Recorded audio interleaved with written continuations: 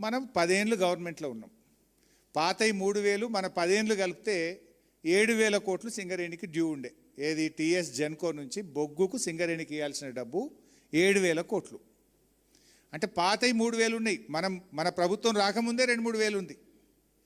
కొత్తగా మన హయాంలో ఎంత డ్యూ ఉన్నట్టు 4,000 కోట్లు. ఈరోజు ఎంత ఉందో తెలుసా మీకు? 21,000 కోట్లు.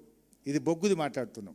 సింగరేణికి కరెంటు ఇస్తుంది, సింగరేణి రాష్ట్రానికి బొగ్గు ఇస్తుంది. నేను ఇప్పుడు బొగ్గుది మాట్లాడుతున్నా. టీఎస్ జెన్కోకి ఇచ్చిన బొగ్గు మనం దిగిపోయే నాటికి రాష్ట్ర ప్రభుత్వ డ్యూస్ 7,000 కోట్లు.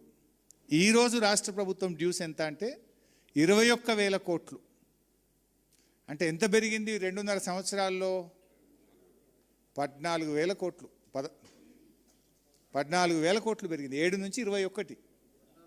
14,000 కోట్లు 2.5 సంవత్సరాల్లోనే రాష్ట్ర ప్రభుత్వం 14,000 కోట్లు సింగరేణికి బాకీ పడ్డది.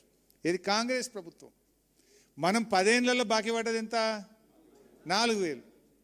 2.5 ఏళ్లలో రేవంత్ రెడ్డి ప్రభుత్వం బాకీ పడ్డది ఎంత? 14,000 కోట్లు. ఇక ఉంటుందా సింగరేణి?